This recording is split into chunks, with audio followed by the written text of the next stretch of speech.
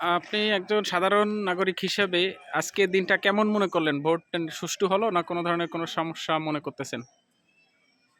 আহ, আপনার প্রশ্নের উত্তরটা যদি আমি এইভাবে দিই যে আজকের নির্বাচনটা আমার কাছে এক কথায় বলতে গেলে এটা ঈদের আনন্দের থেকেও আরো বেশি আনন্দ মনে হচ্ছে। মানুষ দূর দূরান্ত থেকে অনেকে আছে, ঢাকা থেকে দেখতেই পারছেন যে নির্বাচন উপলক্ষে মানুষ কিভাবে গ্রামের বাড়িতে আসছে। আমিও সেইভাবেই আনন্দ নিয়ে আসছি এবং সেই আনন্দের সাথেই কিন্তু এই যে আমি কিছুক্ষণ আগেই তার ভোটটা মানে দিয়ে আপনি আসছি। বলতে চাচ্ছেন নির্বাচন সুষ্ঠু হচ্ছে, কোনো একদম ধরনের একদম সংঘর্ষ একদমই ঝামেলা সুস্থ, কোনো একদম। কিছুই দেখতেছেন না। আপনার কাছে পরবর্তী প্রশ্ন হচ্ছে, সামনে যে যে সরকারই আসবে, যে যে দলই সরকার গঠন করবে, তার কাছে আপনার চাওয়াটা কি সাধারণ নাগরিক হিসাবে? একদমই সাধারণ জনগণ হিসেবে ব্যক্তিগতভাবে কোনো চাওয়া পাওয়া নাই, কিন্তু সবার উদ্দেশ্যে যদি বলি এইভাবেই যে আমরা যারা সাধারণ জনগণ আমরা চাই ধনী গরিব বলে কোনো কথা থাকবে না।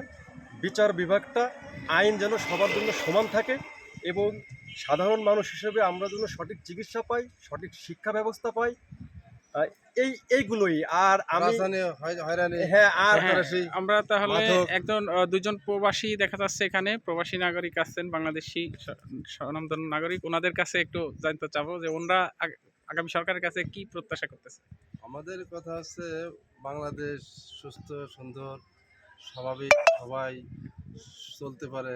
হ্যাঁ, আর দেশে যে একটা মাদকের যে একটা বিস্তার এইটি যাতে বন্ধ হয়।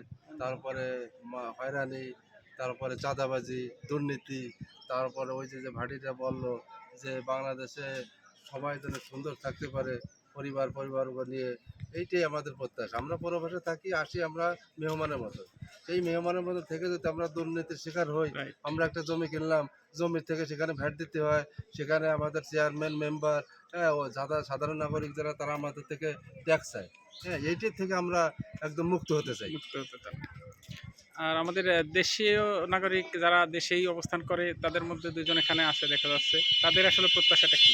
যেমন আজকে সকালে আমি একটা উদাহরণ দিচ্ছি আপনাকে এইভাবে যে আজকে সকালবেলা আমি জুতার কালি করতে গেছিলাম।